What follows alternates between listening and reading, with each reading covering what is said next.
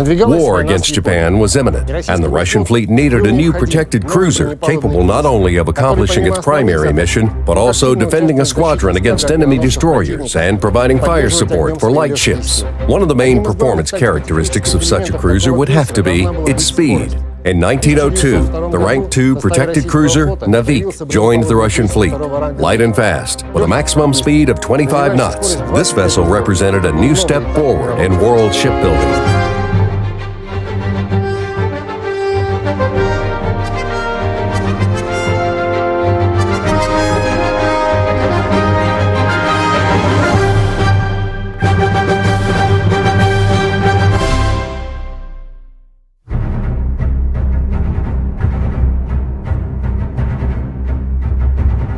Novik became the forefather of a category of scout cruisers, also referred to as scouts, that later appeared in fleets of many countries around the world.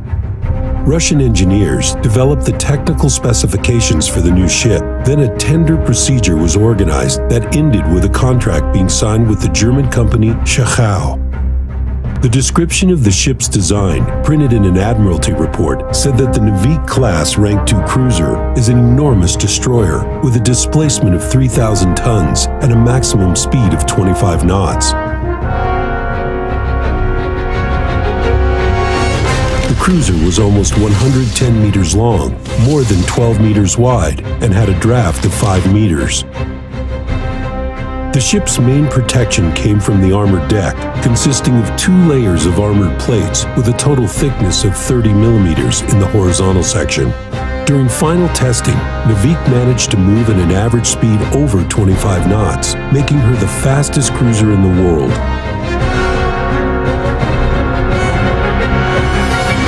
The ship's primary armament consisted of 6 120mm Canik guns mounted on the upper deck. 2 guns were installed on the bow and stern, and 4 more on the sides. The cruiser also had 6 single-barrel Hotchkiss guns of 47mm caliber to repel attacks by enemy destroyers. Another 2 37mm Hotchkiss guns were mounted on the bridge wings. Her armament also included 5 torpedo launchers for self-propelled Whitehead torpedoes.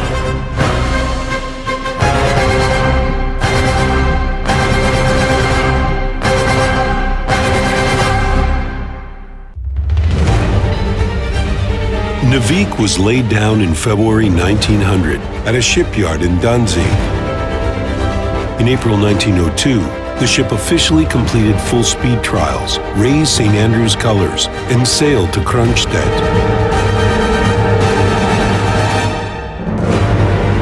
She did not stay there long. In the middle of September 1902, the ship departed for the Russian Far East, and after a journey of 6.5 months, with stops in about 20 cities in Europe, Africa, and Asia, Novik arrived at Port Arthur and joined the squadron of the Pacific Fleet.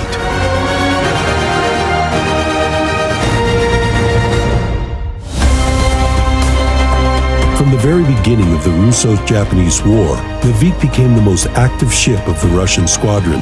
The cruiser was commanded by Rank II Captain Nikolai Ottovich von Essen, who would later become Commander-in-Chief of the Baltic Fleet and one of the most famous Russian naval officers of the early 20th century. Novik left harbor more often than other ships. She fired at Japanese shore emplacements, engaged the enemy ironclad Mikasa, and fought various cruisers and entire squads of destroyers. She received damage, but always returned to sea after repairs.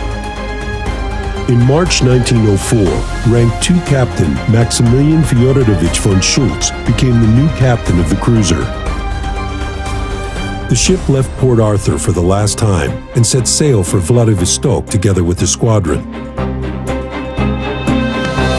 On July 28, 1904, Novik, together with the Russian squadron, tried to force their way through from Port Arthur. In the Yellow Sea, the 1st Pacific Squadron engaged the Japanese fleet. Novik was among the ships who managed to battle through. She built up speed of 24 knots and left the enemy far behind by skillfully maneuvering and shooting back.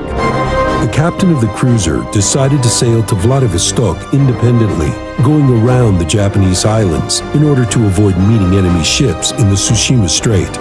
This last 3,000-mile voyage, through rough seas after a difficult battle against the Japanese fleet, became a true test of the capabilities of Novik and the skills of her crew. Moreover, her coal consumption dramatically increased when her speed exceeded 15 knots, so fuel shortage became an extremely acute issue.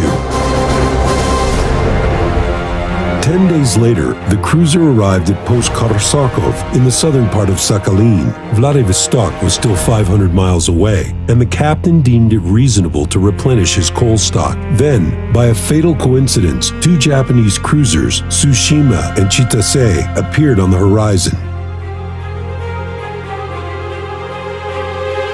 The Russian ship decided to fight her way out and engaged Tsushima in an artillery duel.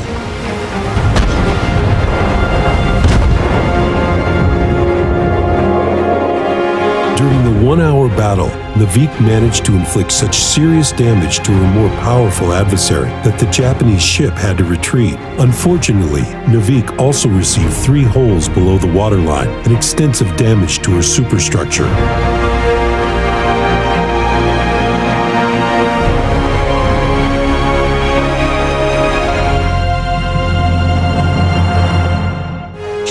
Four men were killed and 11 injured. It was impossible to make repairs, and the ship took on a lot of water. In addition, other Japanese ships, alerted by a radio message from Tsushima, hurried to Post Korsakov. The decision was made to scuttle the ship.